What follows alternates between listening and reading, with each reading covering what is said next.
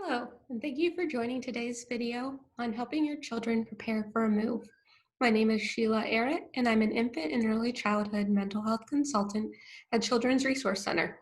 Moving can be an exciting time for you and your family, but it can also be really stressful.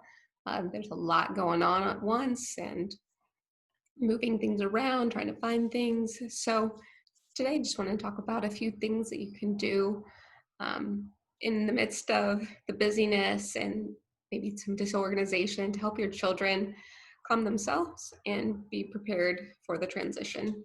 One thing that you can do is explain the reason for the move. Are you going to a bigger house, or is it in the neighborhood that you would like to be in?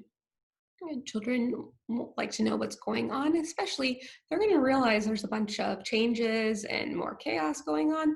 So, as much as you can, fill them in on what's going on. The same is true for if you can show them the house and the neighborhood before you move, that's great. Give them a sense of where they're going and help them visualize, oh, this will be your room, this is the neighborhood we're going to live in. Um, so that they can start to create a sense of where they're going.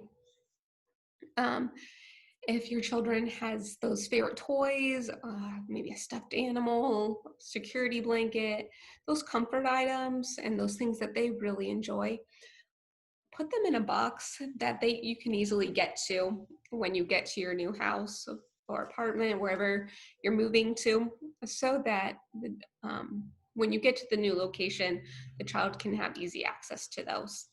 Another suggestion is have your child help set up their room. Doesn't mean they have to do everything with you, but could they hang a picture on the wall, or could they draw a picture to put on their wall to decorate? Could they decide where their bed goes or their dresser? Giving them a little bit of a say and help them control their environment. Another great strategy that can be used for moving and for any major changes in life is a social story. I have a picture here of a social story that I found on Teachers Pay Teachers, and it's called My Moving Social Story. Social stories are basically stories that describe a situation that the child is facing. You can make it so that they are the character within the story.